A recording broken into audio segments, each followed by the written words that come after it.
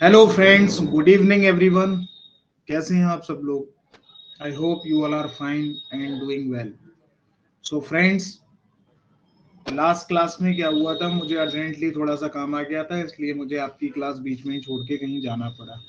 So what we have discussed in our earlier class, तो हमने अपनी लास्ट क्लास में हम सेक्शन 6 के बारे में बात कर रहे थे, सेक्शन 6 ऑफ एसआरए। और जहां तक की बात सेक्शन 6 की है, तो हमने सेक्शन 6 कंप्लीट कर लिया था। बस मुझे उस पे जो है फाइनल टच देना जो है वो रह गया था। वो थोड़ा सा जो फाइनल टच वाली बात होती है ना सेक्शन के साथ में, वो चीज रह गई थी। और हम जो है सेक्शन 6 के सब सेक्शन 4 पे बात कर रहे थे। ठीक है, सो डोंट वरी गाइस, हम इसको इस सेक्शन का सब सेक्शन 4 भी करेंगे और साथ ही साथ इसको एक बार बहुत अच्छे से दोबारा से पढ़ के देखेंगे। ठीक है फ्रेंड्स, तो चलिए ओपन करते हैं हम अपना सेक्शन 6 ऑफ एसआरए। देखिएगा, ये रहा हमारा section 6 of SRA. So those students who are new to this class, जो स्टूडेंट्स इस क्लास में नए हैं, मैं उन लोगों से रिक्वेस्ट करूंगा कि आप जो हमारी पिछले लेक्चर्स को भी अटेंड कर लें। अदरवाइज आपको समझने में थोड़ी सी मुश्किल होगी। ऐसा नहीं है कि समझ में नहीं आएगा, समझ में आ जाएगा, लेकिन थोड़ी सी मुश्किल होगी। लेकिन फिर भी आपको पिछली वाली वीडियोस तो करनी ही करनी है, पिछले वाले लेक्चर्स तो करने ही करने हैं। सो मैं आप लोगों से रिक्वेस्ट करूंगा कि आप लोग जो है सिक्वेंस के साथ देखें। फर्स्ट वीडियो से आप स्टार्ट करें, ज्यादा नहीं है। आज जो है हमारी 7th या 8th क्लास है, तो आपको अच्छे से समझ में आने लगेगा। ठीक है friends, so let's start our section 6। तो सेक्शन 6 क्या कहता है? सेक्शन 6 कह रहा है suit by person dispossessed of immovable property. तो जैसा कि हम ऑलरेडी डिस्कस कर चुके हैं कि सेक्शन 6 में वो इंसान सूट कर सकता है, सेक्शन 6 के अकॉर्डिंग वो बंदा सूट कर सकता है जिसको प्रॉपर्टी से डिस्पोजेस किया गया हो। अब वो जो है उस प्रॉपर्टी का ओनर है या उसके पास कोई टाइटल है या नहीं, that is not concerned in this section. वो इस सेक्शन में रिक्वायर्ड नहीं है। इस सेक्शन के अकॉर्डिंग बस इतना देखा जाएगा कि आप जो है प्रीवियसली जो है उस प्रॉपर्टी में कब्जे में थे, पोजेशन में थे। अगर थे तो क्या आपको डिस्पोजेस्ड किया गया है या नहीं, और पोजेशन में आप थे तो क्या आपकी पोजेशन सिंपल थी या फिर सेटल्ड पोजेशन थी। अब देखिएगा, सिंपल पोजेशन, नॉर्मल पोजेशन और सेटल्ड पोजेशन के बारे में भी हम आगे आने वाले टाइम में और बात करने वाले हैं डिटेल में। ठीक है फ्रेंड्स, तो क्या कह रहे हैं? If any person is dispossessed without his consent, बिना उसकी मर्जी के उसको डिस्पोजेस किया गया है, उसको कब्जे से बाहर निकाला गया है ऑफ एन इमूवेबल प्रॉपर्टी से, otherwise than in due course law, without any without any proceedings under any law. मतलब बिना किसी कोर्ट के ऑर्डर के या फिर बिना किसी लॉ के ऑर्डर के या बिना किसी लॉ के प्रोविजन के या किसी ऑर्डर के आपको निकाला गया है। देन ही और एनी पर्सन, या तो वो खुद या फिर any person through whom he has been in possession or any person claiming through him may by suit recover possession thereof। वो जो है या तो वो या उसके पास possession जिसके द्वारा आया वो, या फिर जो जिसको डिस्पोजेस किया गया है उसके द्वारा क्लेम कर रहे हैं वो, तीन लोग जो है सूट फाइल कर सकते हैं सेक्शन 6 के अकॉर्डिंग। तो ये अपनी क्लास में डिस्कस कर चुके हैं। notwithstanding any other title that may be set up in such suit। जैसा जैसा कि हम ऑलरेडी बात कर चुके हैं, इस सूट में टाइटल का कोई भी रेलेवेंस नहीं होता है। आप जो मर्जी टाइटल प्रूव कर लो, उससे कोई फर्क नहीं पड़ेगा। बस जो है प्लेंटिफ को यहाँ पे सॉरी फ्रेंड्स, बस यहाँ पे इस सूट में प्लेंटिफ को, जो प्लेंटिफ है, जो वादी है, जिसको डिस्पोजेस किया गया है, उसको बस दो बातें प्रूव करनी है कि एक, मुझे यहाँ से मेरा इस प्रॉपर्टी में प्रीवियसली जो है पोजेशन था, पोजेशन सेटल्ड पोजेशन था, और मुझे illegally without without my consent and without any due procedure of law, मतलब without any due course of law मुझे यहाँ से डिस्पोजेस किया गया है। बस इतना जैसे ही वो प्रूव कर देगा, तो इतने करने मात्र से ही डिक्री उसके फेवर में आ जाएगी। फिर चाहे डिफेंडेंट जो मर्जी टाइटल अपना प्रूव कर ले। ठीक है फ्रेंड्स, अगला सबसेक्शन क्या कहता है, no suit under this section shall be brought after the expiry of 6 month from the date of dispossession. तो ये लिमिटेशन की बात कर रहे हैं, आप 6 महीने के अंदर अंदर सूट फाइल करेंगे उस दिन से जिस दिन से आपको डिस्पोजेस किया गया है। कहाँ, इस सेक्शन के अंदर। अगर आपके 6 महीने से ज्यादा हो गए तो इस सेक्शन के अंदर आप सूट फाइल नहीं कर सकते, रादर आप सेक्शन 5 में जो अपना सूट लेके जा सकते हैं। और क्या कह रहे हैं, no suit under the section shall be brought against the government. आप गवर्नमेंट के अगेंस्ट कोई भी सूट इस सेक्शन में फाइल नहीं कर सकते। ठीक है फ्रेंड्स, तो ये सब हम ऑलरेडी डिस्कस कर चुके हैं, मैं बस इसका एक फाइनल टेस्ट दे रहा हूँ। और क्या कह रहे हैं नेक्स्ट, अब सबसेक्शन 3 में क्या कह रहे हैं, no appeal shall lie from any order or decree passed in any suit instituted under this section। इस सेक्शन में अगर कोई ऑर्डर कोर्ट ने कर दिया है या कोई डिक्री कोर्ट ने पास कर दी है तो आप उस ऑर्डर के या फिर उस डिक्री के अगेंस्ट जो है अपील में नहीं जा सकते, ना ही आप उसका रिव्यू करा सकते हैं। Nor shall any review of such order और डिक्री वी अलाउड। तो जैसे कि ये सेक्शन 9 से स्टार्ट हो रहा है, ये भी सेक्शन 9 से स्टार्ट हो रहा है। It means these sections, these subsections are prohibitory section। prohibitory मतलब ये कुछ प्रोहिबिशन कर रहे हैं, ये कुछ रेस्ट्रिक्शन लगा रहे हैं किसके ऊपर, किसके ऊपर, प्लेंटिफ के ऊपर रेस्ट्रिक्शंस इंप्यूट कर रहे हैं। अब जैसा कि ये सबसेक्शन 4 हमारा यहाँ पे हमारे ये हमने वैसे कर चुके थे, लेकिन कुछ पार्ट हमारा यहाँ का रह गया था, इसको फाइनल टच देके आज इसको भी हम लोगों को खत्म करना है। ठीक है फ्रेंड्स, तो मैं 1 मिनट इसको इरेज कर दूं, उसके बाद प्रॉपरली इसको हम करने वाले हैं। ठीक है फ्रेंड्स,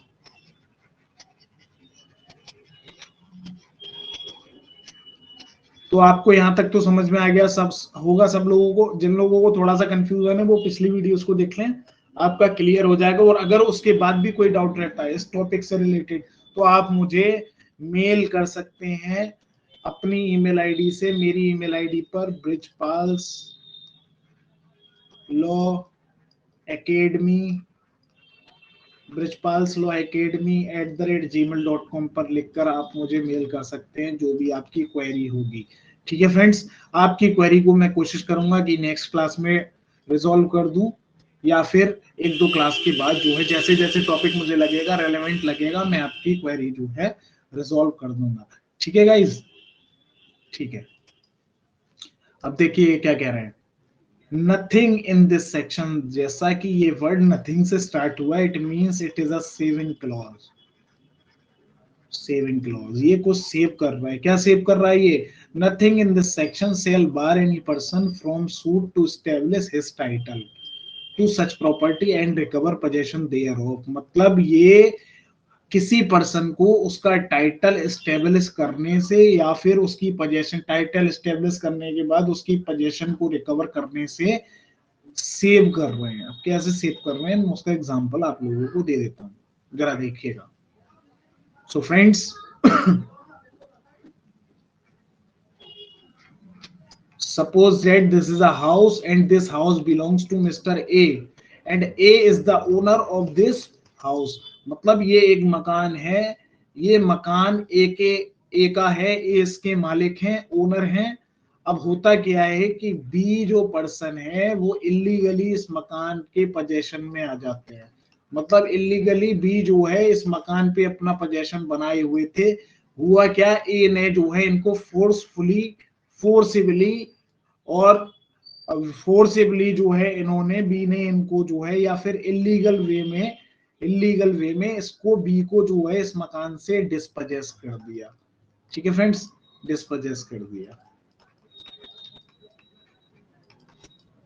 अब जैसे ही ए ने बी को, जबकि ए इस मकान के कौन है, मालिक, और ये बी क्या है, यहाँ पे ट्रेसपासर है। बी तो ट्रेसपासर है ना। तो अब ए मालिक है, इन्होंने बी को जो है इलीगली फोर्सिबली इनको, इन पे बल का प्रयोग करके इनको इस मकान के कब्जे से बाहर निकाल दिया, इनको मकान से बाहर कर दिया, यानी कि इनको डिस्पोजेस कर दिया। तो अब जैसे ही इनको डिस्पोजेस किया गया विदाउट हिज कंसेंट, बिना इनकी मर्जी के, तो जैसे ही इनको डिस्पोजेस किया गया विदाउट हिज कंसेंट, तो इनके पास लॉ के अंदर एक रेमेडी अवेलेबल है कि ये चाहे तो सेक्शन 6 के अकॉर्डिंग सेक्शन 6 ऑफ एसआरए के अकॉर्डिंग वापस इस प्रॉपर्टी का पोजेशन ले सकते हैं। If he wants, then he may file a suit under section 6 to recover possession thereof, to recover possession, to again recover possession of such property।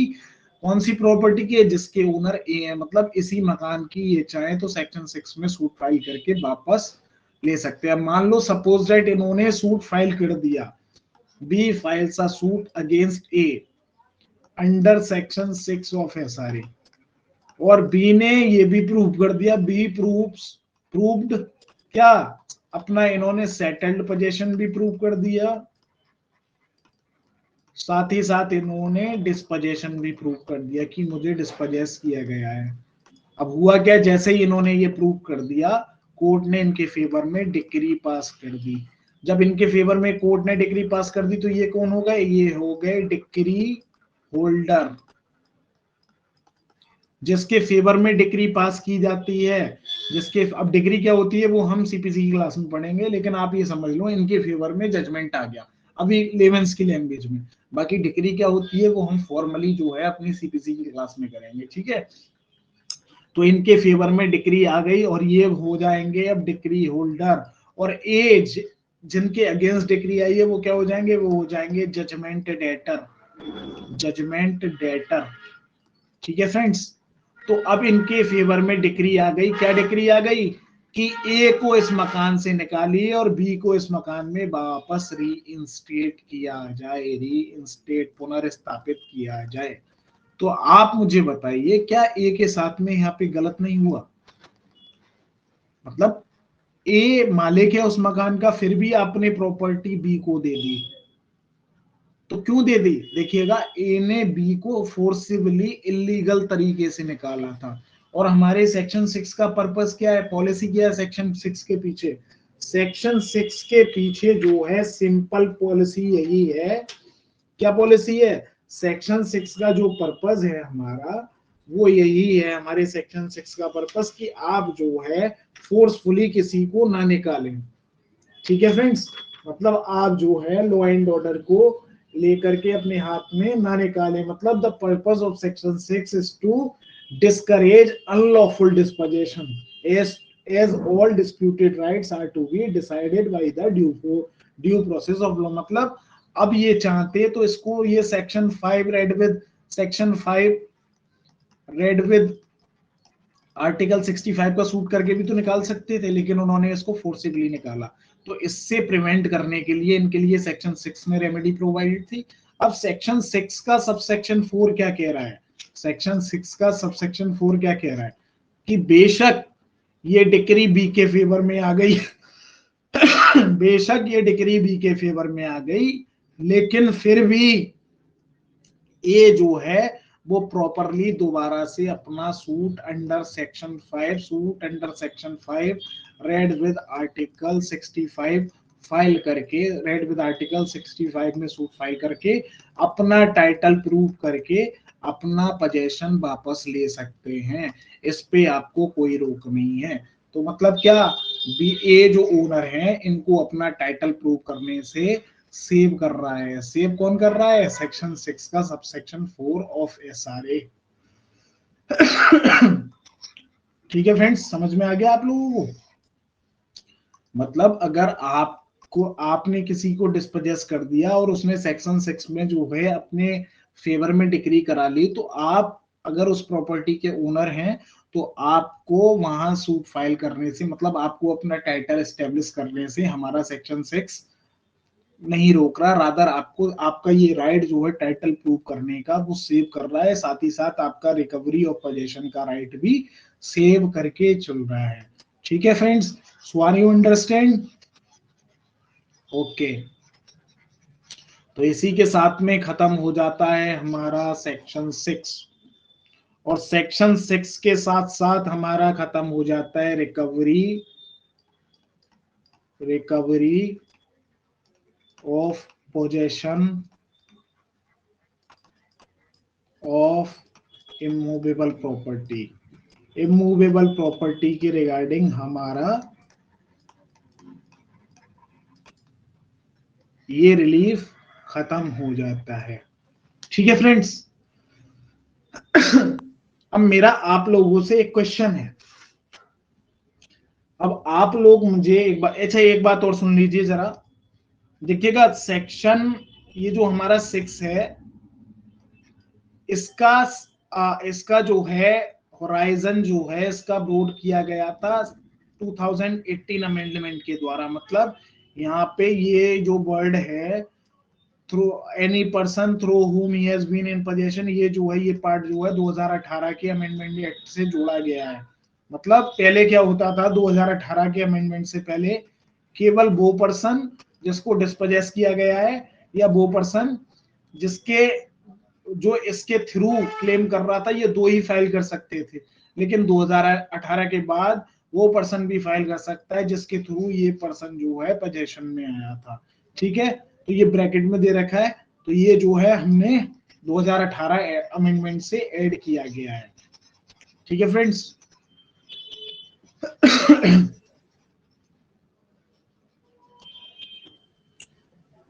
तो अब आप लोगों से मेरा क्वेश्चन है, आप लोग मुझे बताइएगा,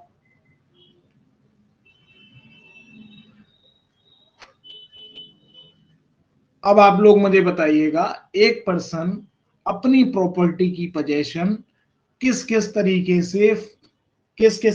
से जो है वापस ले सकते हैं। मतलब कौन कौन सी रेमेडी एक पर्सन के पास to recover specific immovable property दे रखी है लॉ में। मतलब to recover specific immovable property a person has a choice, कौन कौन सी हैं वो बताइए आप मुझे। कहने का मतलब सिंपल है, एक पर्सन जो है अपनी प्रॉपर्टी की पोजेशन की रिकवरी कैसे कैसे कर सकता है एसआरए के अंदर, बताइएगा। So a person can recover his or her specific immovable property by way to bring an action in any of the following way। कौन कौन से वे, या तो वो एक सूट फाइल करे to bring a suit based on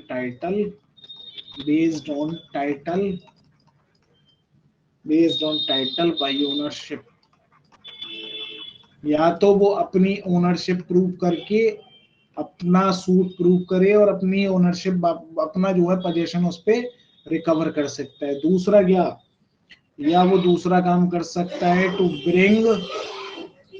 bring a suit based on possessory title possessory title के basis पर भी वो सूट फाइल कर सकता है। और क्या कर सकता है वो, एक ऑप्शन उसके पास और है to bring a suit based merely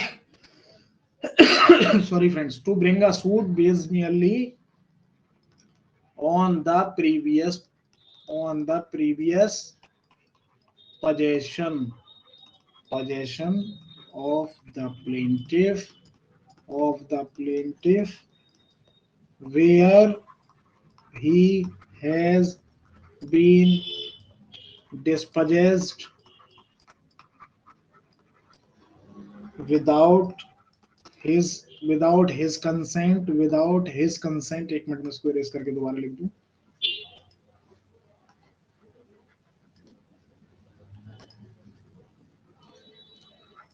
without his consent, और साथ ही साथ क्या, otherwise than in due course of law। तो मतलब एक पर्सन अपनी प्रॉपर्टी की पोजीशन को रिकवर इन 3 वे से कर सकता है, 3 तरीके से कर सकता है। पहला क्या, या तो वो सूट फाइल करे बेस्ड ऑन टाइटल और अपना ओनरशिप या अपना टाइटल प्रूव करके वो अपने सूट की, अपनी प्रॉपर्टी की पोजेशन रिकवर कर सकता है। तो ये सूट कहाँ फाइल होता है? ये सूट फाइल होता है section 5 of SRA read with article 65 of limitation act. आप लोग समझ रहे होंगे, ये सब आपने पढ़ लिया, ठीक है फ्रेंड्स, लिमिटेशन एक्ट। और दूसरा क्या कर सकता है? दूसरा ये सूट फाइल कर सकता है बेस्ड ऑन पजेसरी टाइटल, मतलब ये कब्जे में था, इसके पास पजेसरी टाइटल था, तो ये इसके रिगार्डिंग भी सूट फाइल कर सकता है। वो कहाँ करेगा? ये section 5 of SRA read with article 64 of limitation act, एक इसके अकॉर्डिंग भी ये सूट फाइल कर सकता है, ठीक है फ्रेंड्स। और तीसरा कर सकता है ये सेक्शन 6 के अंडर, सेक्शन 6 ऑफ SRA। अब as we already discussed in our previous classes और टुडे इटसेल्फ की जो है सेक्शन 5 रेड विद आर्टिकल 65 की sorry friends, section 5 of SRA read with article 65 के सूट के लिए हमें टाइटल प्रूव करना मस्ट होता है। अगर हमने टाइटल प्रूव नहीं किया तो हमारा सूट हमारे फेवर में डिसाइड हो भी सकता है, नहीं भी हो सकता है, लेकिन यहाँ पे हमें टाइटल प्रूव करना ही करना मस्ट है, क्योंकि ये जो सूट है ये टाइटल के बेसिस पर ही फाइल किया जाता है और यहाँ पर टाइटल प्रूव करना मैंडेटरी है। अदरवाइज आपके हारने के चांसेस, आपके केस को लूज करने के चांसेस ज्यादा हो जाते हैं। और दूसरी बात करें अगर हम section 6 of SRA, section 5 of SRA read with article 64 की, तो यहाँ पे आप पजेसरी टाइटल के बेसिस पर अपना सूट फाइल कर सकते हैं। और तीसरा अगर हम बात करें तो आप अपनी प्रीवियस पोजेशन के बेसिस पर सूट फाइल कर सकते हैं अंडर सेक्शन 6 ऑफ SRA, ठीक है फ्रेंड्स।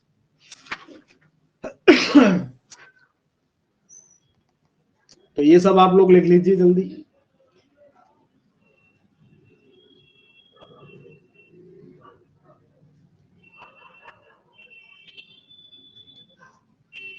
लिख लीजिए।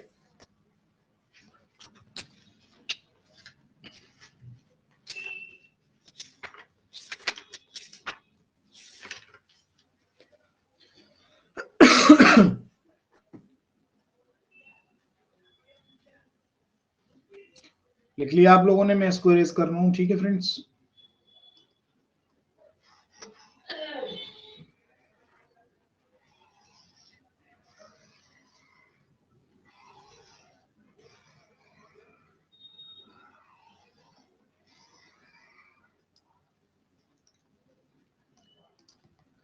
तो अब हम क्या क्या डिस्कस कर चुके हैं अपने SRA में, हम उसकी बात कर लेते हैं जरा। तो हम अभी तक जो डिस्कस कर चुके हैं, सेक्शन 1 SRA का हमने देख लिया, सेक्शन 3 हमने SRA का कर लिया, सेक्शन 4 हमने SRA का कर लिया, सेक्शन 5 हमने SRA का कर लिया, सेक्शन 6 भी हमने SRA का कर लिया। साथ ही साथ हमने सेक्शन 110, ये सब SRA के सेक्शन है, साथ ही साथ हमने सेक्शन 110 एविडेंस एक्ट का कर लिया, एविडेंस एक्ट का, और सेक्शन 113 BSA का हमने कर लिया। सेक्शन 9 ऑफ CPC की हमने एक ब्रीफ रीडिंग ली थी और इसको हमने ब्रीफली देख लिया। साथ ही साथ और क्या कर लिया हमने, और हमने जो है आर्टिकल 64 और 65 लिमिटेशन एक्ट का भी देख लिया, लिमिटेशन एक्ट का देख लिया। तो ये सब चीजें जो है हम कर चुके हैं अभी तक की अपनी क्लासेस में। साथ ही साथ हम प्रीएम्बल भी देख चुके हैं, प्रीएम्बल ऑफ SRA। हमने हिस्टोरिकल बैकग्राउंड भी देख रखा है, हिस्टोरिकल बैकग्राउंड ऑफ SRA। और हम जो है कॉन्स्टिट्यूशनल और ज्यूरिस्प्रूडेंशियल एसेंस भी देख चुके हैं, ज्यूरिस्प्रूडेंशियल एसेंस ऑफ SRA भी देख चुके हैं। तो इतने टॉपिक हम ऑलरेडी अपनी क्लासेस में डिस्कस कर चुके हैं, ठीक है फ्रेंड्स।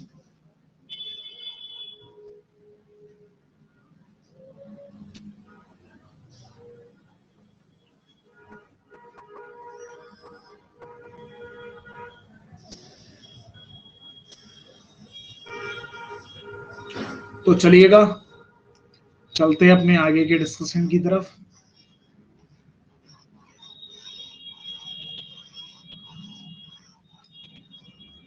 अब देखिएगा, recovery of possession of immovable property. हम अपनी इमूवेबल प्रॉपर्टी की रिकवरी, अपनी इमूवेबल प्रॉपर्टी पर पोजेशन की, हम अपनी इमूवेबल प्रॉपर्टी पर पोजेशन रिकवर कैसे कर सकते हैं। ठीक है फ्रेंड्स, तो इसके तीन ऑप्शंस हैं हमारे पास, एज वी ऑलरेडी डिस्कस। पहला तो हमारा हो गया सेक्शन 5।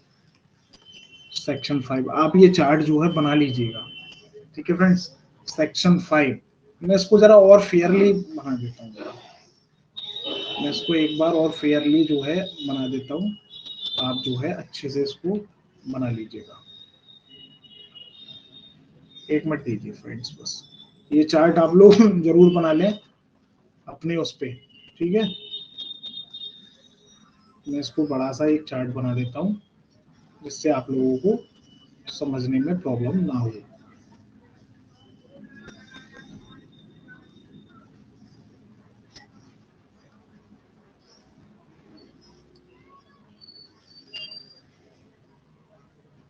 ठीक है फ्रेंड्स,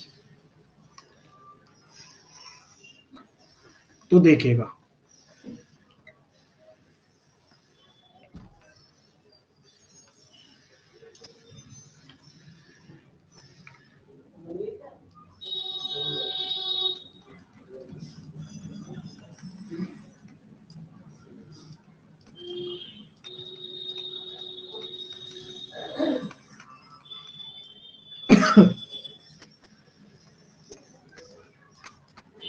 आप इसको साथ ही साथ बनाते चले जाइएगा।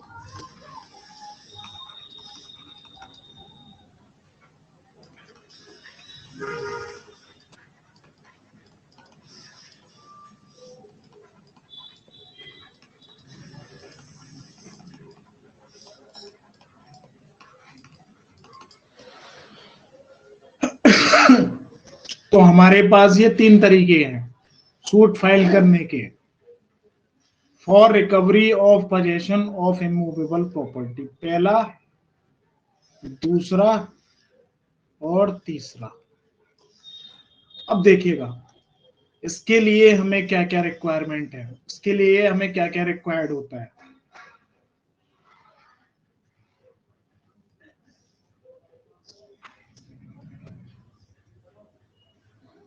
देखिएगा, for this what we have required,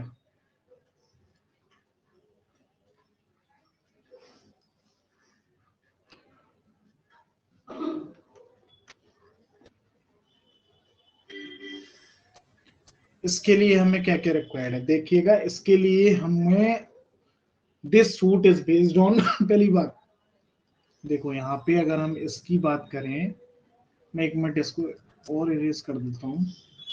अगर हम इसकी बात करें इस सूट की, तो यहाँ पर क्या है, title plus denial is must. ठीक है फ्रेंड्स, मतलब इसमें हमें क्या क्या करना होगा, इसमें हमें टाइटल प्रूव करना होगा, प्लस हमें डिनायल प्रूव करना होगा, या फिर हमें डिस्पोजेशन प्रूव करना होगा।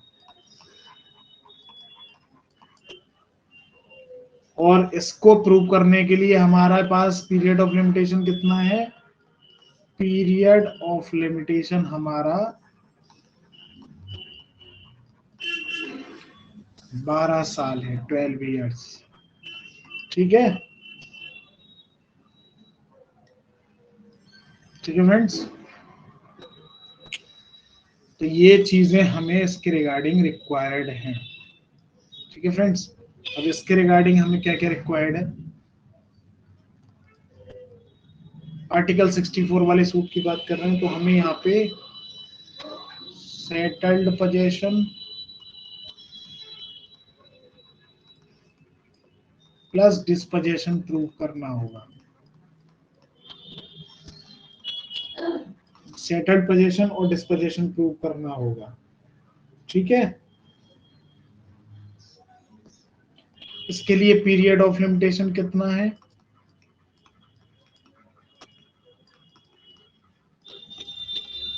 इसके लिए पीरियड ऑफ लिमिटेशन है 12 साल, सेम एज आर्टिकल 65 वाले सूट की तरह।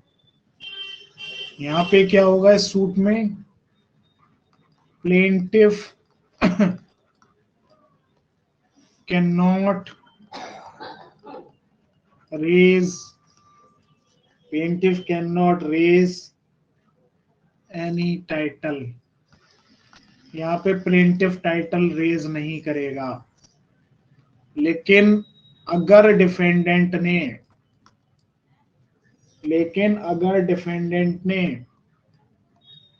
इफ डिफेंडेंट रेजेस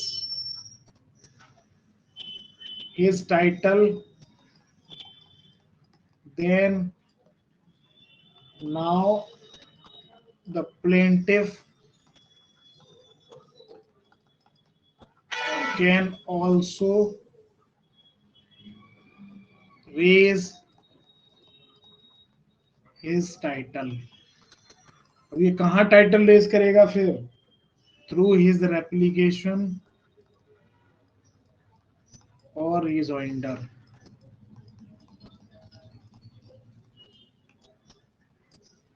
ठीक है, और जैसे ही इसने ये टाइटल, मतलब इसने अपना टाइटल रेज कर दिया किसने, प्लेंटिफ ने, वैसे ही क्या हो जाएगा, वैसे ही this suit automatically this suit automatically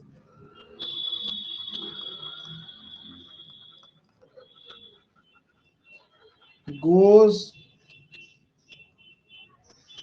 on article 65 वाला सूट। मतलब जैसे यहाँ इन दोनों में टाइटल की लड़ाई हो गई, तो आर्टिकल 65 वाला सूट की तरह हो जाएगा ऐसा। ठीक है फ्रेंड्स, और फिर यहाँ पे क्या होगा, यहाँ पे कोर्ट डिसाइड करेगी, court decides on the basis of good title. मतलब जो ये दोनों ही अब अपना टाइटल प्रूव कर रहे हैं, तो जिसका टाइटल अच्छा होगा कोर्ट उसके फेवर में डिक्री ग्रांट कर देगी। ठीक है फ्रेंड्स, तो ये लिख लीजिए आप, जरा ये बना लीजिए। अरे यार ये बहुत ज्यादा छोटा हो गया, अब आप सब लोगों को दिख रहा होगा ये। ठीक है, मैं थोड़ा सा छोटा कर देता हूँ इसको, अब आप सब लोगों को दिख रहा है, बना लीजिए इसको।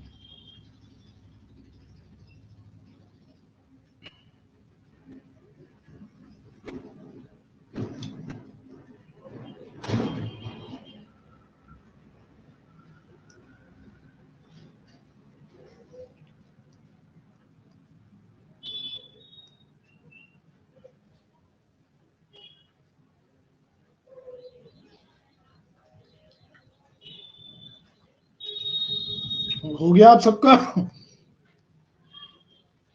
चलिए, तो अब हम इसको इरेज कर देते हैं इधर को।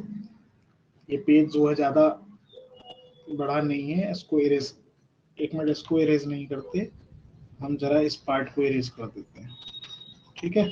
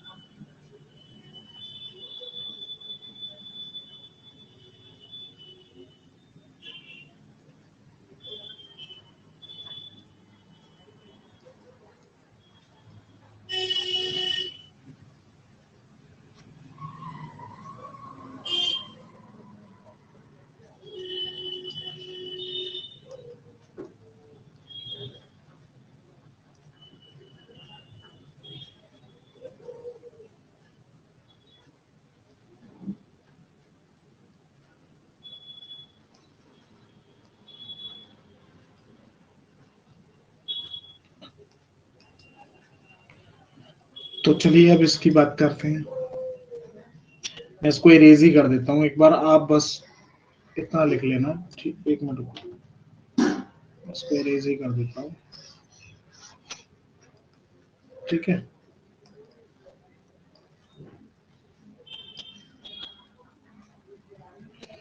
इसके लिए क्या क्या करना होगा, इसके लिए देखिएगा, ये एक तो हमारा फास्टेस्ट प्रोसीजर है, सबसे ज्यादा फास्टेस्ट प्रोसीजर है, फास्टेस्ट प्रोसीजर,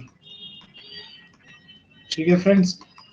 साथ ही साथ यहाँ पे हमें क्या करना होगा, प्रूव करना होगा सेटल्ड पोजेशन, यहाँ पे हमें सेटल्ड पोजेशन प्रूव करना होगा। और इसका कॉज ऑफ एक्शन क्या होगा, इसका कॉज ऑफ एक्शन भी होगा हमारा सेम एज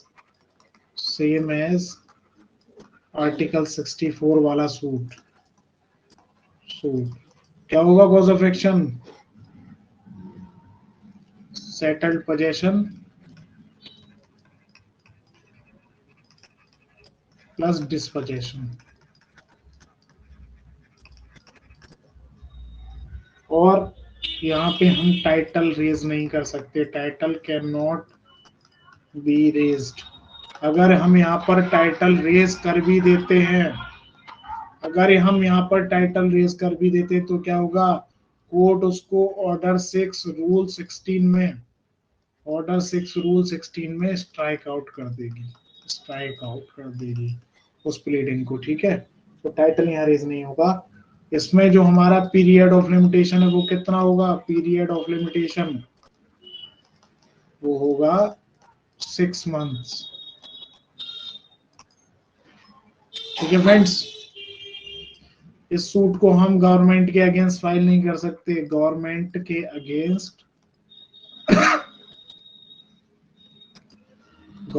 अगेंस्ट फाइल नहीं कर सकते, अगेंस्ट गवर्नमेंट हम फाइल नहीं कर सकते। यहाँ पे टाइटल कभी रेज नहीं होगा, नेवर रेजेस टाइटल। तो ये आप सबने बना लिया होगा। तो ये है डिफरेंस हमारा, बस इतना सा, ठीक है फ्रेंड्स। चलिए अब हम इसको इरेज कर देते हैं, ठीक है, और हम अब कुछ क्वेश्चंस के बारे में बात करने वाले हैं।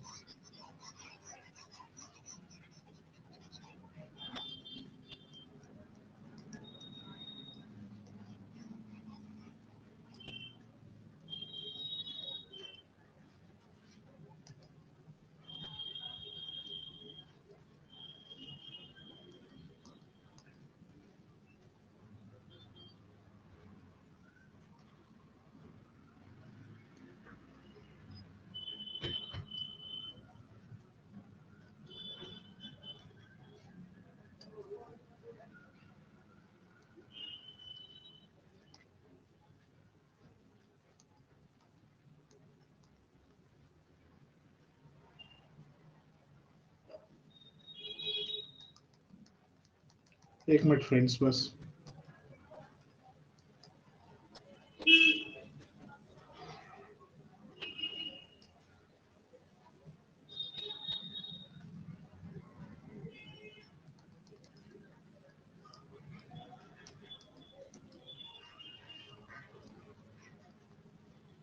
ठीक है फ्रेंड्स,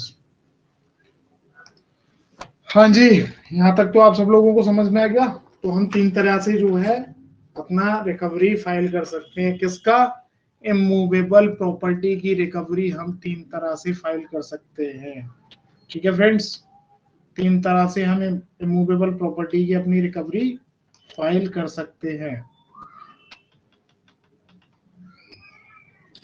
अब चलिएगा मैं आपसे एक क्वेश्चन पूछता हूं।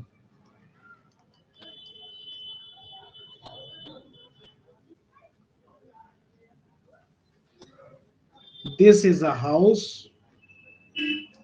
ये एक मकान है, एक सन है।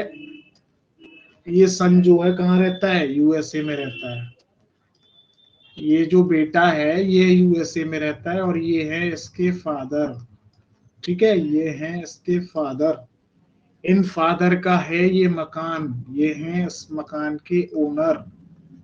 और अभी क्या है इसमें जो है एफ बी मतलब फादर के ब्रदर, इनके भाई जो है मतलब इसके चाचा, इसके चाचा जी जो है क्या है? इज इन पोजेशन, मतलब ये जो है पोजेशन में है इस मकान के। ठीक है, अब फादर की क्या होती है? डेथ हो जाती है, फादर डाइड। ठीक है फ्रेंड्स, देखिएगा ये मकान है इन भाई साहब का। इनका बेटा जो है वो यूएसए में रहता है, ये रहा इनका बेटा, ये यूएसए में रहता है। इस मकान के कब्जे में इनके भाई है। अब होता क्या है, इनका बेटा इनकी डेथ के बाद जब वापस आता है तो वो इन एफबी से कहता है कि चाचा जी आप हमारा मकान खाली कर दीजिए और इस मकान को मेरे हवाले कर दीजिए। मतलब सन आस्क्स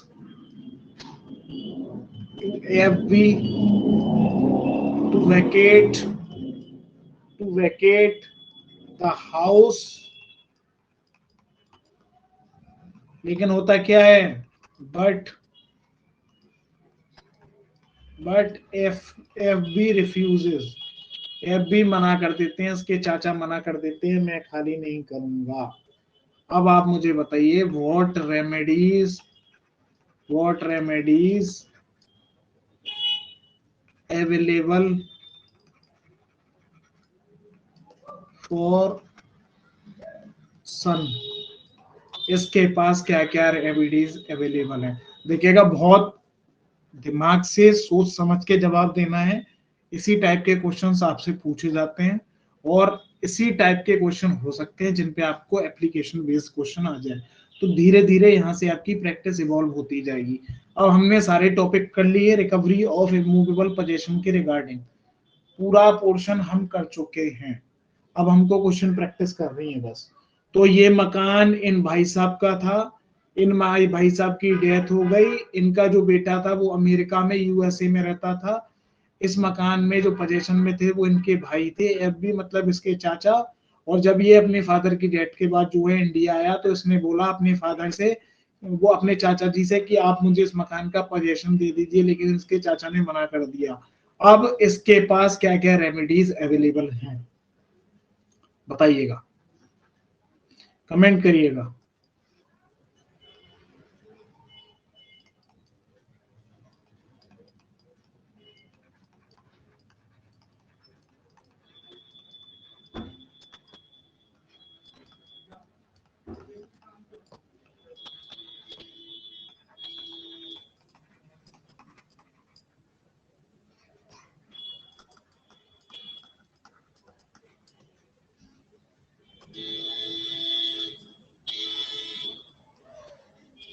बताइए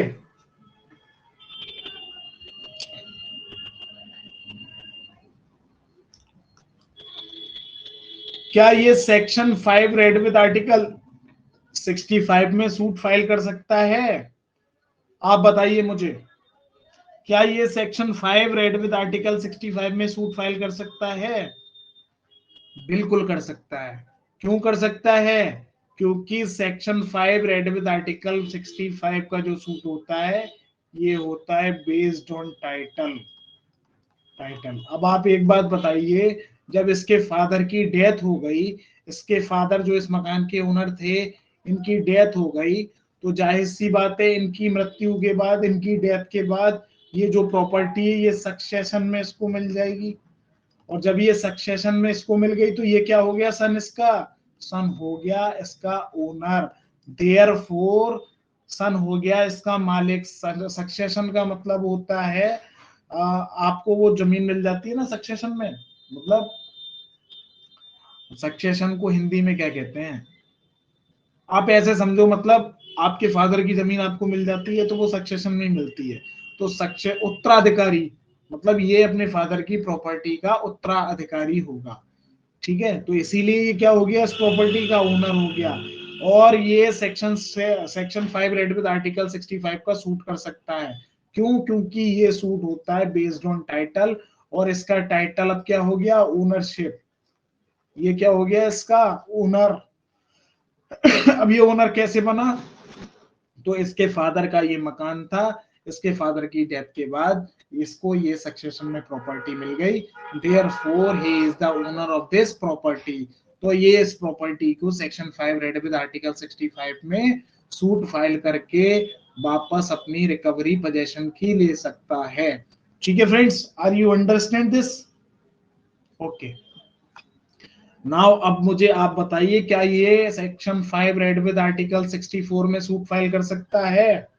कमेंट करिएगा फ्रेंड्स। देखिए, आप लोग कमेंट करेंगे, आप लोग चैनल को लाइक करेंगे, सब्सक्राइब करेंगे, तो हमारा भी मोटिवेशन बढ़ता है। आप लोग कमेंट करिएगा।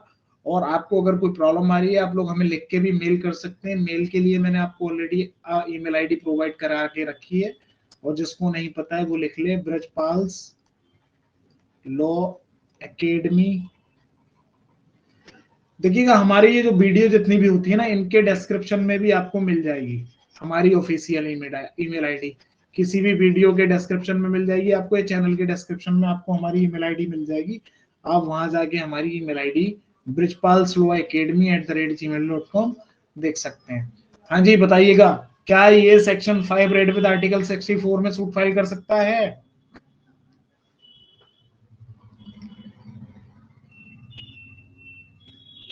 कुछ लोग कह रहे हैं नहीं कर सकता, कुछ लोग कह रहे हैं कर सकता है। सो फ्रेंड्स, जो लोग कह रहे हैं कर सकता है, वो लोग मुझे बताएं क्यों कर सकता है।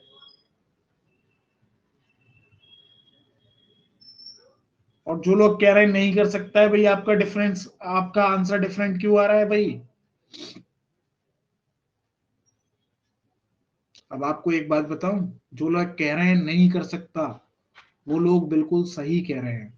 जो लोग कह रहे हैं कर सकता है, वो लोग बिल्कुल गलत हैं। ये इस सेक्शन में सूट फाइल नहीं कर सकता।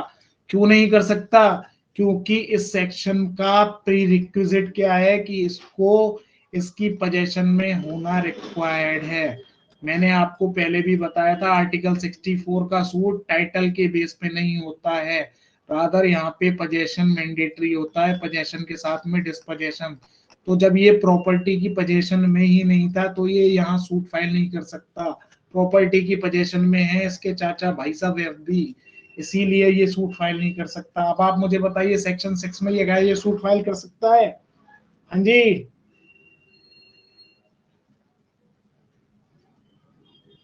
कर सकता है।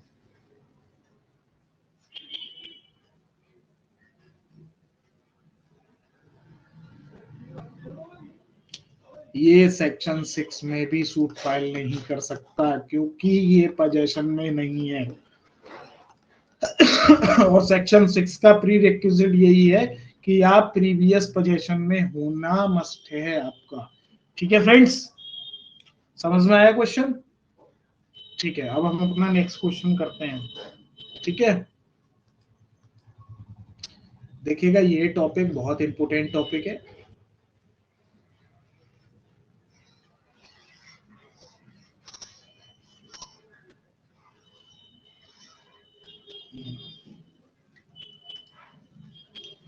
हाँ जी फ्रेंड्स, हमारा नेक्स्ट क्वेश्चन है क्वेश्चन नंबर 2। ये सब आप क्वेश्चन लिखते रहिए जिससे आपको रिवाइज करने में आसानी रहे।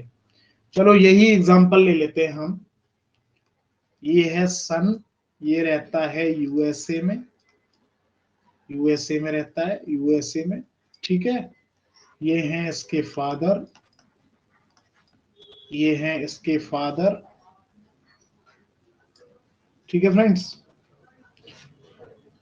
ये है फादर इसके, इनका ये मकान है, ये फादर इस मकान के क्या है, ओनर है, जैसा कि हमारा पिछला एग्जांपल था। लेकिन इस मकान की पोजीशन में है एफबी, यानी कि फादर्स ब्रदर, मतलब इसके चाचा, इनके भाई इस मकान की पोजीशन में, एफबी इज इन पोजीशन मतलब कब्जे में है, ठीक है friends. FB is in position. अब होता क्या है, ये जो फादर हैं इसके, इनकी डेथ हो जाती है, ही डाइड, ऑन डाइड, ये फादर, इनकी डेथ हो जाती है। अब होता क्या है, ये भाई साहब सन आते हैं इंडिया, ये आते हैं इंडिया और ये अपने इनके अपने चाचा को क्या करते हैं, ये अनलॉफुली, अनलॉफुली और फोर्सफुली डिस्पोजेस कर देते हैं, मतलब इनको मकान से बाहर निकाल देते हैं। किसको, ये भाई साहब, ये भाई साहब, ये भाई साहब इनको निकाल देते हैं, इनको, ये एफबी को, अपने चाचा को इस मकान से बाहर निकाल देते हैं। अब मेरा क्वेश्चन आपसे ये है कि इन भाई साहब के पास क्या क्या रेमेडी अवेलेबल है, what remedy available, what remedy available, क्या क्या रेमेडी अवेलेबल है। Remedies available for B, remedies available for B, बताइएगा फ्रेंड्स।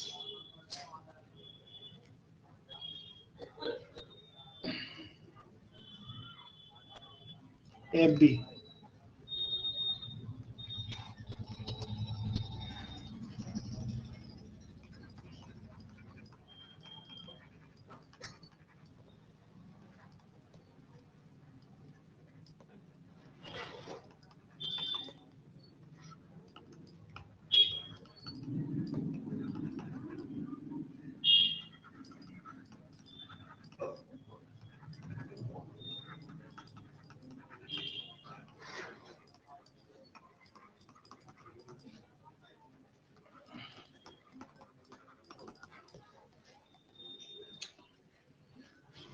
हाँ जी।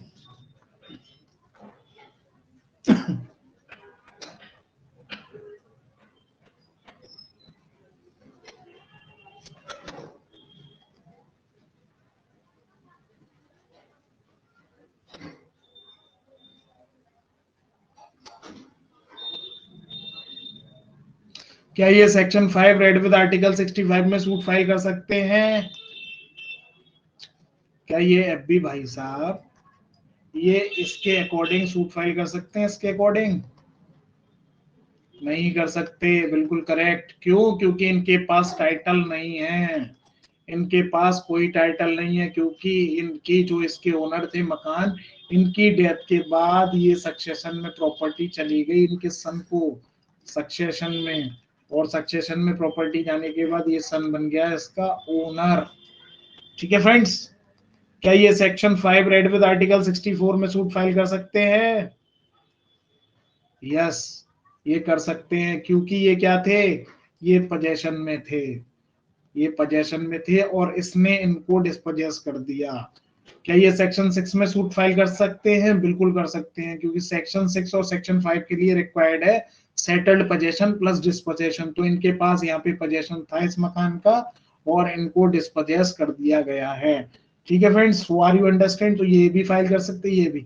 लेकिन जैसा कि मैंने आप लोगों को बताया, सेक्शन 6 इस केस में सेफेस्ट रेमेडी होगी, सेफेस्ट रेमेडी होगी, मतलब ये सेक्शन 6 में सूट फाइल करें तो ज्यादा अच्छा रहेगा, ठीक है फ्रेंड्स। समझ में आ रहा है? चलिएगा, अब हमारा अगला क्वेश्चन है,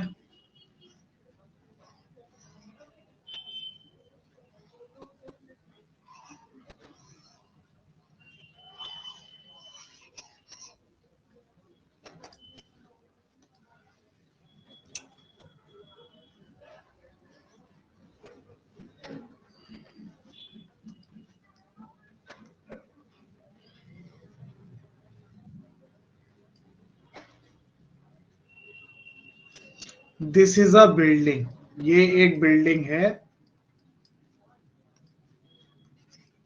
तो एक मिनट,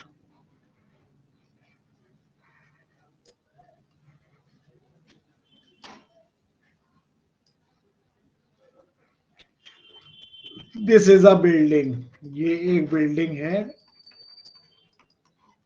और किसकी बिल्डिंग है, ये बिल्डिंग है मिस्टर ए की, ये क्या है, इस बिल्डिंग के ओनर हैं, ठीक है, ए है इस बिल्डिंग के ओनर, लेकिन होता क्या है, ए इस बिल्डिंग को लीज पर, ए इस बिल्डिंग को लीज पर किसको दे देते हैं, लीज पर दे देते हैं, लीज मतलब किराए पर, किराए पर, किराए पर किसको दे देते हैं, ये इस प्रॉपर्टी को किराए पर दे देते हैं मिस्टर बी को, ठीक है, तो मतलब क्या हुआ, बी इस प्रॉपर्टी के पोजेशन में है, B was in possession.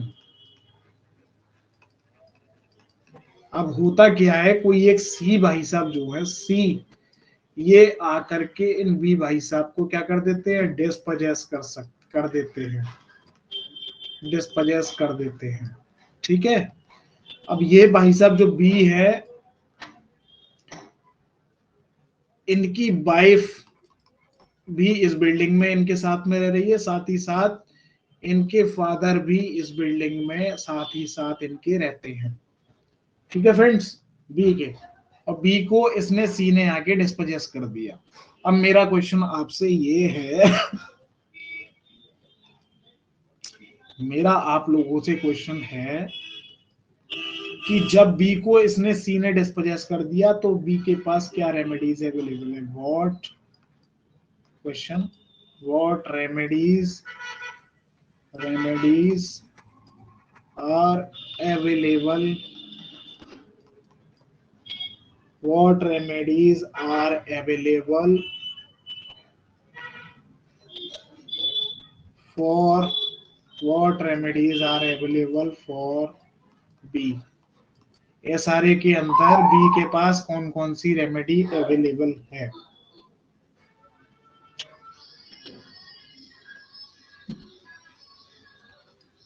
Section 5 read with article 65, section 5 read with article 64 और सेक्शन 6, बताइए कौन कौन सी रेमेडी इसके पास अवेलेबल है। क्या ये सेक्शन 5 रेड विद आर्टिकल 65 में सूट फाइल कर सकता है, हाँ जी फ्रेंड्स,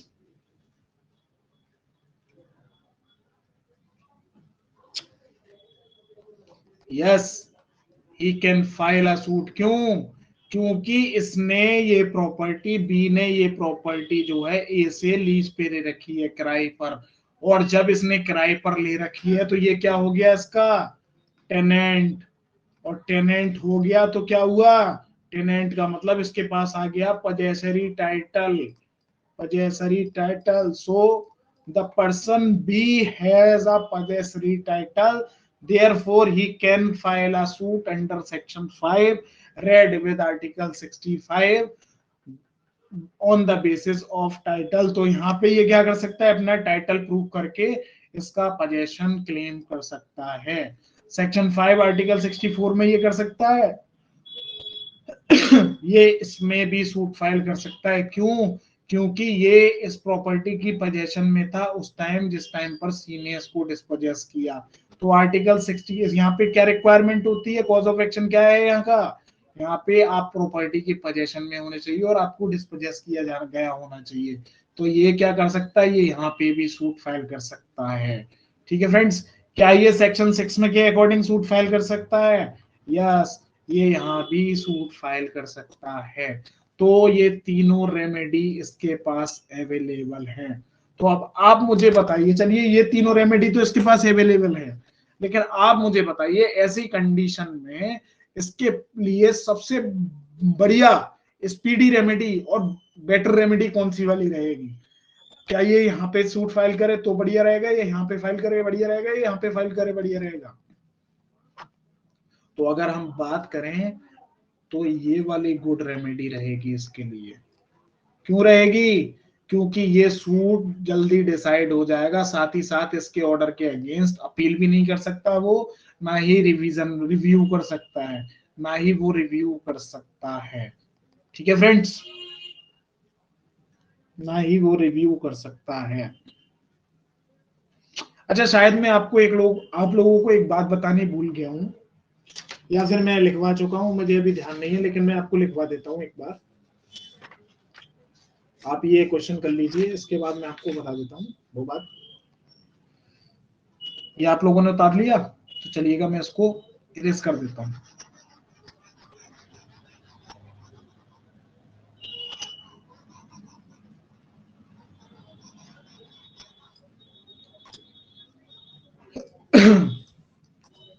देखिएगा, जैसा कि हमारा सेक्शन 6 का सबसेक्शन 4 कहता है, nothing in this suit shall be, sorry एक मिनट फ्रेंड्स, गलती हो गई।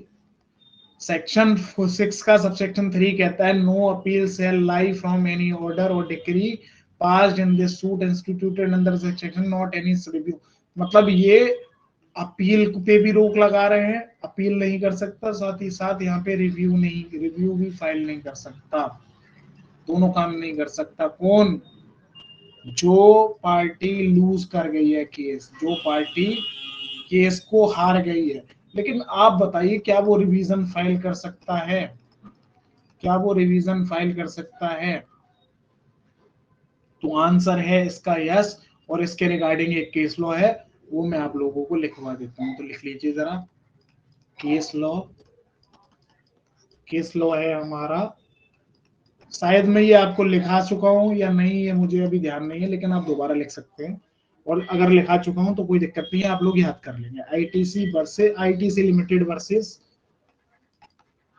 आदर्श cooperative cooperative housing society limited 2012 Supreme Court का ये जजमेंट है। 2012 सुप्रीम कोर्ट का ये जजमेंट है। ठीक है फ्रेंड्स, इस केस में कोर्ट ने हेल्ड किया है, इस केस में कोर्ट ने बोला है, the small window by way of revision was kept open by the legislature possibly to enable the high court to have a second look in an exceptional situation। मतलब आप section 6 के order या decree के against appeal या फिर और review में नहीं जा सकते। क्यों नहीं जा सकते? क्योंकि सेक्शन 6 का सबसेक्शन 3 यहाँ हमको प्रोहिबिट कर रहा है, रेस्ट्रिक्ट कर रहा है। लेकिन इस केस में ये बोला गया कि आप कुछ रेयर सरकमस्टांसेस में हाई कोर्ट के पास जाकर के अपना इस अपील में इस डिक्री या इस ऑर्डर के खिलाफ रिवीजन में जा सकते हैं। ठीक है फ्रेंड्स, ठीक, तो लिख लीजिए इसको। So are you understand, guys?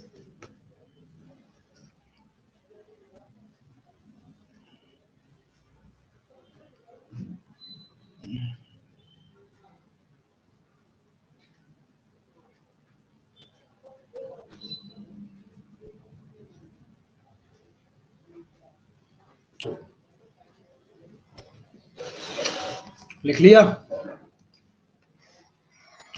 मैं इसको इरेज कर देता हूं। ठीक है फ्रेंड्स, मैं इसको इरेज कर देता हूं। मैं अब आपसे अपना अगला क्वेश्चन पूछता हूं, क्वेश्चन नंबर 3। क्वेश्चन नंबर 3 है, this is a house and this house is belongs to Mr. D'Costa. ये हाउस डिकोस्टा का है। डिकोस्टा इसके मालिक हैं, इसके ओनर हैं। ठीक है, अब क्या है, डिकोस्टा जो है अकेले रहते हैं। ही लिव्स अलोन, ये अकेले रहते हैं। तो इन्होंने एक मेड को, मेड मेड मतलब काम वाली को इस घर में लगा रखा था, इस घर में एम्प्लॉय कर रखा था, एम्प्लॉय कर रखा था। किसके लिए? कि वो इसको इनको मिस्टर डिकोस्टा को खाना वाना बना के देती रहे और सारे काम करती रहे। मतलब इसको हम, अगर आप किसी को रखते हैं ना किसी लव में, लव या अफेक्शन, आप ऐसे समझो, इसे मारो एग्जांपल को छोड़ो, मैं आपको इस क्वेश्चन को दोबारा बाद में पूछूंगा। क्वेश्चन ये भी कराना है हमें। आप अभी इसको इतना ध्यान रखो कि ये मिस्टर डिकोस्टा का मकान है ये, और मिस्टर डिकोस्टा इसके ओनर हैं। ये अकेले रहते हैं। तो इन्होंने क्या किया, इन्होंने अपने भाई को, इन्होंने अपने भाई, कौन, इन्होंने अपने भाई, कोई भी नाम, इन्होंने अपने भाई मिस्टर ए को अपने साथ रहने के लिए बुला लिया। मतलब इन्होंने लव एंड अफेक्शन में, लव एंड अफेक्शन में अपने भाई को अपने पास रहने के लिए बुला लिया। और जब कोई लव एंड अफेक्शन में रहता है तो उसको हम क्या बोलते हैं? उसको हम क्या बोलते हैं? जब कोई पर्सन लव एंड अफेक्शन में किसी के साथ रहता है तो उसको हम क्या बोलते हैं? बताइएगा फ्रेंड्स। उसको हम बोलते हैं ग्रेटिट्यूअसली, ग्रेटिट्यूअसली, ग्रेटिट्यूअसली मतलब विद ग्रेस, विद ग्रेट। उन्होंने ग्रेटिट्यूअसली इनको अपने साथ में रहने के लिए बुला लिया। अब होता क्या है, अब ये 2-3 साल तो इस मकान में रहे मिस्टर डिकोस्टा के साथ। ठीक है, ये 2-3 साल इस मकान में मिस्टर डिकोस्टा के साथ रहे, 2 से 3 साल। लेकिन एक दिन इन दोनों में आपस में लड़ाई हो जाती है और मिस्टर डिकोस्टा इसे घर से बाहर निकाल देते हैं। किसको? मिस्टर ए को। ये इसको अनलॉफुली, ये इसको अनलॉफुली, फोर्सिबली डिस्पजेस कर देते हैं। ठीक है फ्रेंड्स, अब आप लोग मुझे बताइएगा, what remedy is available, what remedy is available for A under SRA। SRA में ए के पास, अब इन भाई साहब के पास क्या रेमेडी भी अवेलेबल है?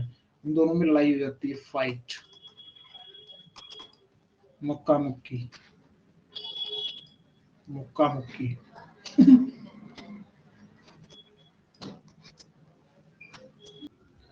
तो देखिएगा, इसका आंसर है ये, इसके पास कोई भी रेमेडी अवेलेबल नहीं है। आप सोच रहे होंगे ये सेक्शन 6 में सूट फाइल कर सकता है SRA के, क्योंकि ये सेटल्ड पोजीशन में था और इसको डिस्पोजेस कर दिया गया है, तो ये सूट फाइल नहीं कर सकता। इसके ऊपर एक केस लॉ है, वो केस लॉ मैं आप लोगों को लिखवा देता हूं फ्रेंड्स, आप लोग लिख लीजिए।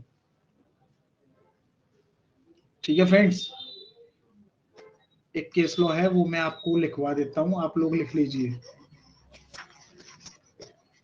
ये क्वेश्चन मैं यहाँ से इरेज कर रहा हूँ, आप लोगों ने लिख लिया होगा।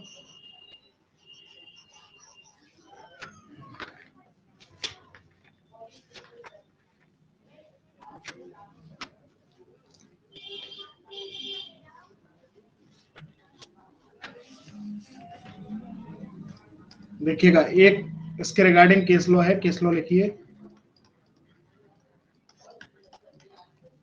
केस लॉ है हमारा Himalaya wind trade private limited, Himalaya wind trade private limited versus versus MD Zahid and another, MD Zahid and another 2021, 2021 supreme court, two जजेस बेंच, दो जजेस बेंच, दो जजेस का ये जजमेंट है। ठीक है फ्रेंड्स, इस केस में बोला गया है कि अगर आप किसी को ग्रेटिट्यूसली लव एंड अफेक्शन में, या फिर किसी सर्वेंट को या केयर टेकर को आप अपने किसी इंटरेस्ट से प्रॉपर्टी में रहने के लिए परमिशन दे रहे हैं, पजेसिव परमिशन है, तो अगर आप उसको डिस्पजेस कर देते हैं तो उसके वो जो है सूट फाइल नहीं कर सकता है, इररेस्पेक्टिव चाहे वो कितनी भी लॉन्ग पोजीशन में उस प्रॉपर्टी में बना क्यों ना हो। मतलब सेक्शन 6 जो है, सेक्शन 6 जो है वो किसी ग्रेटिट्यूअस बंदे को, ग्रेटिट्यूअसली अगर आपने किसी को रख रखा है तो उसके लिए प्रोटेक्ट नहीं करता है। अब उसमें चाहे सर्वेंट आ सकता है, चाहे उसमें सर्वेंट आ सकता है, चाहे उसमें केयर टेकर आ सकता है, और ये हमारे कौन थे यहाँ पे, केयर टेकर थे। ठीक है, तो मैं इसको आपको लिखवा देता हूं, आप लोग लिख लीजिए। In the case of, in the case of Himalaya wind trade private limited, Himalaya wind trade private limited versus MD Zahid and another, in the case of Himalaya Wind Trade Private Limited versus MD Jahid and another, 2021 Supreme Court, two judges bench, the court has held, the court has held, the court has held that a caretaker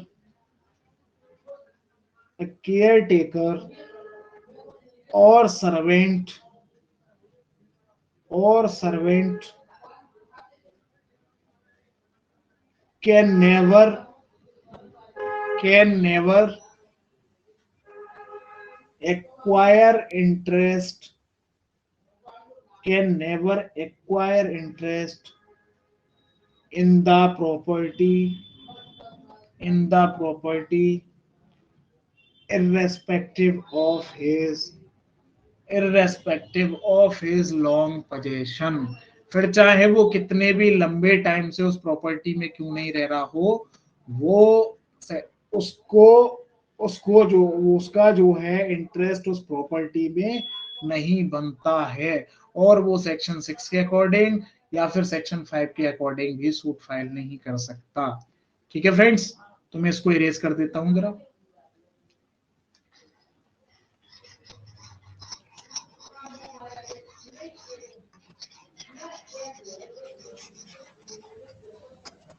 ठीक है, सो are you understand guys?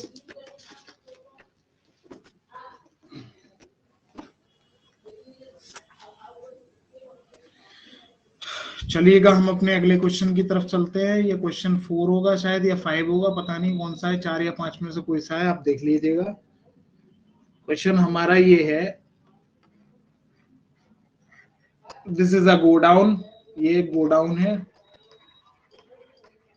And this godown belongs to mister A. ये A का है, ए क्या है, इसके owner हैं। ए ने इसको बी को दे रखा है, बी को लीज पर दे रखा है, किराए पर दे रखा है। मतलब क्या हुआ, B was in possession, B इसकी पोजेशन में है। ठीक है, ये क्या करते हैं, बी इसमें अपना जो है माल स्टोर करके रखते हैं, कुछ भी सामान ये अपने गुड्स जो है इसमें स्टोर करके रखते हैं। होता क्या है, one fine day mister C B को इस मकान से डिस्पोजेस कर देते हैं, सी इनको इस मकान से डिस्पोजेस कर देते हैं, और डिस्पोजेस करते हैं इनको 15 जनवरी 2023 में, 15 जनवरी 2023 में। ठीक है, 15 जनवरी 2023 में बी को इस गोडाउन से डिस्पोजेस कर देता है। अब मेरा क्वेश्चन आपसे ये है कि मान लो आज है डेट हमारी, आज हमारी डेट है क्या, 24/1/2025। अब आज की तारीख में अगर हम बात करें तो बी के पास क्या क्या रेमेडी अवेलेबल है, what remedies are available for B. B के पास क्या क्या रेमेडी अवेलेबल हैं, बताइएगा फ्रेंड्स।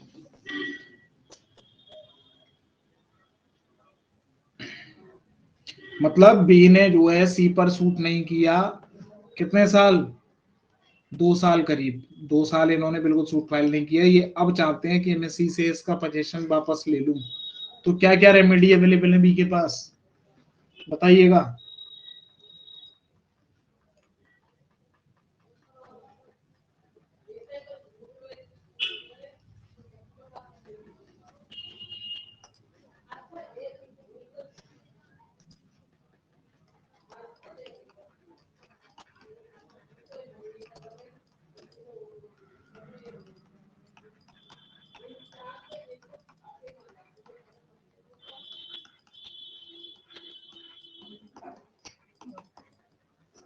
क्या ये सेक्शन 5 रेड विद आर्टिकल 65 में सूट फाइल कर सकते हैं, कर सकते हैं बिल्कुल। क्यों, क्योंकि बी के पास टाइटल है, कौन सा title, पजेसरी title.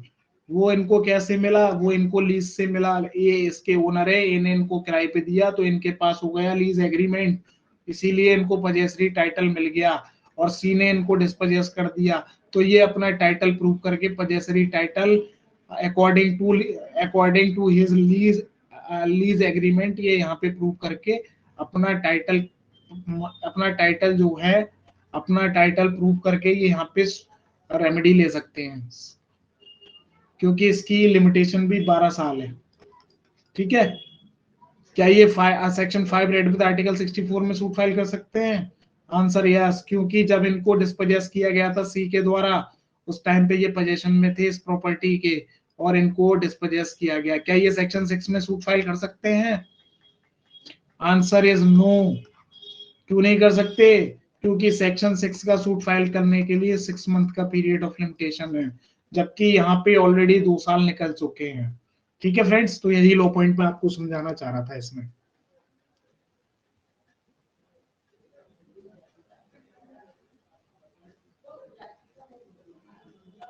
So are you understand guys, चलिएगा हम इसको इरेज कर देते हैं।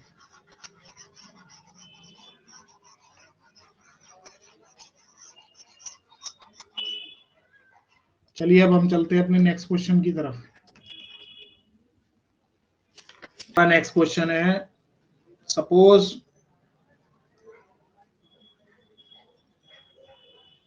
This is a house and this house is belongs to Mr. A and Mr. A was the owner of this property. ये मकान ए का है, ये इस मकान के क्या है, मालिक हैं, ओनर हैं। अब होता क्या है, ए ने बी को ये प्रॉपर्टी सोल्ड कर दी, मतलब कितने, with the consideration of ₹20 lakh. A ने बी को ये प्रॉपर्टी 20 लाख रुपए में बेच दी। मतलब क्या हुआ, जब इन्होंने इसको बेच दी तो बी क्या हो गए, इसके ओनर। ठीक है, अब बी जाते हैं ए के पास कि आप मुझे, मतलब इन्होंने जो है एग्रीमेंट वगैरह सब कर लिया, बैनामा वगैरह इनका सब हो चुका है। ठीक है, बैनामा वगैरह सब हो चुका है, सेल डीड जो है एग्जीक्यूट हो चुकी है। सेल डीड हम बैनामा को कहते हैं, सेल डीड एग्जीक्यूट हो चुकी है, एग्जीक्यूटेड। ठीक है, अब बी जाते हैं ए के पास कि आप मुझे भाई ये मकान क्या कब्जा दे दो, एंड बी ए क्या करते हैं, A refuses to give possession, A refuses to give possession, A B को possession देने से मना कर देते हैं। तो मेरा क्वेश्चन है, what remedies are available for B under SRA? SRA में बी के पास क्या क्या रेमेडी अवेलेबल है इस मकान पे कब्जा लेने के लिए? तो आंसर इसका सिंपल है, बी के पास रेमेडी अवेलेबल है section 5 read with article 65 of limitation act. ये आर्टिकल 64 वाले में नहीं कर सकते, क्योंकि उसके लिए क्या होना चाहिए, पोजेशन, जबकि ये ही इसकी पोजेशन में था, इनके पास कोई पोजेशन नहीं थी। ये यहाँ पे आर्टिकल 65 में अपना टाइटल प्रूव करके इस पे कब्जा ले सकते हैं। टाइटल कैसे प्रूव करेंगे, क्योंकि इन्होंने ये जो है प्रॉपर्टी इससे खरीदी है और ये इसके हो गए ओनर, और इन्होंने सेल डीड एग्जीक्यूट कराई है, तो उसके अकॉर्डिंग ये अपना टाइटल बहुत आसानी से प्रूव कर सकते हैं।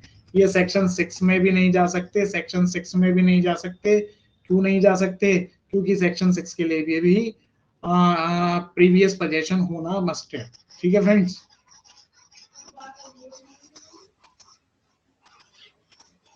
तो ये हो गया हमारा ये टॉपिक।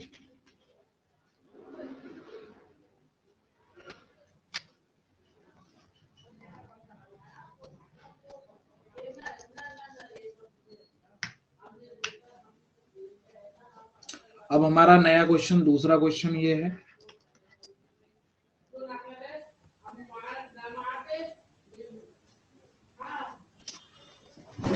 एक मिनट फ्रेंड्स, एक minute.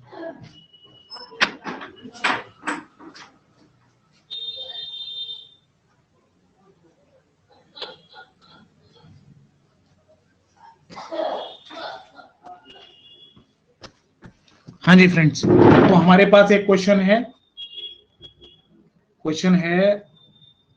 Suppose this is a house and this house belongs to Mr. F, और इनका एक बेटा है जो रहता है, इनका एक बेटा है, इनका सन जो रहता है कहाँ, जो रहता है एब्रोड। मान लो जैसे कि ये रहता है अमेरिका में, यूएसए में ये रहता है, और एफ की क्या हो गई, डेथ। एफ क्या थे, इसके ओनर, एफ की डेथ हो गई, एफ इसके ओनर थे, और एफ के भाई एफ बी इसकी पोजेशन में आ गए, मतलब एफ बी पे इसका कब्जा आ गया। अब जब ये एस वापस आता है तो ये एफ बी को फोर्सिबली अनलॉफुली डिस्पोजेस कर देता है। अब एस के एफ बी क्या करते हैं, एफ बी इसके अगेंस्ट सूट फाइल कर देते हैं अंडर सेक्शन 6, जैसा कि वो कर सकते हैं, और ये सूट डिक्री हो जाता है एफ बी के फेवर में। मतलब एफ बी को फिर वापस इस मकान की पोजीशन में रख दिया जाता है। अब मेरा क्वेश्चन है, what remedy is available what remedy is available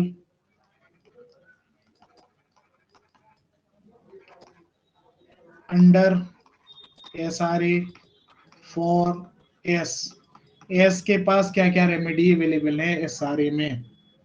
आप मुझे आंसर करके बताइएगा, इसका आंसर आपसे मुझे चाहिए, बताइएगा, कमेंट करिएगा फ्रेंड्स, क्या क्या रेमेडी अवेलेबल है। So here in this suit, here in this case, the remedy available for S is only one, and that is he can file a suit. He can file a suit under Section 5 read with Article 65 of SRA. क्यों? And read with कौन सा? Read with Section 6 Clause 4. 6 Clause 4 क्या कह रहा है कि आप अपना टाइटल प्रूव करके वापस पोजीशन पा सकते हैं। और एस क्या है? एस यहाँ पे ओनर हो गया। ओनर कैसे बना? इसके पापा की प्रॉपर्टी थी, इनकी डेथ के बाद इसको सक्सेशन में ये प्रॉपर्टी मिल गई। ठीक है फ्रेंड्स, तो चलिएगा, आज के हमारे क्वेश्चंस हो चुके हैं।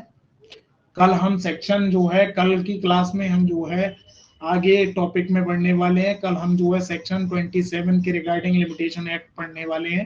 तो मैं आपसे रिक्वेस्ट करूंगा आप एक बार ये सेक्शन अपने घर पे भी पढ़ के आए। So friends, we will leave the class here itself. So bye bye friends, take care all of you and God bless you. और एक बात और मैं आप लोगों को बताऊंगा, अगर आपको कोई भी दिक्कत आ रही है समझने में तो आप मुझे ईमेल कर सकते हैं। ईमेल आईडी मैं आपको लिख रहा हूं, ब्रिजपाल्स लॉ एकेडमी @gmail.com। साथ ही साथ मैं आप लोगों से एक रिक्वेस्ट और करना चाहूंगा कि आप हमारे चैनल पर जाएंगे @ब्रिजपाल्स लॉ एकेडमी। जब इसके YouTube चैनल पर जाएंगे तो चैनल पे आपको चैनल का डिस्क्रिप्शन मिलेगा, उसमें हमारा टेलीग्राम का लिंक और इंस्टाग्राम का लिंक दे रखा है।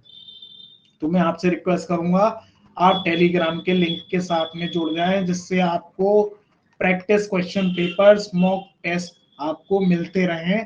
तो आप उस टेलीग्राम चैनल को हमारे ज्वाइन कर लें। ठीक है friends, so bye bye friends, take care all of you and goodbye, God bless you friends. मिलते हैं अपनी नेक्स्ट क्लास में।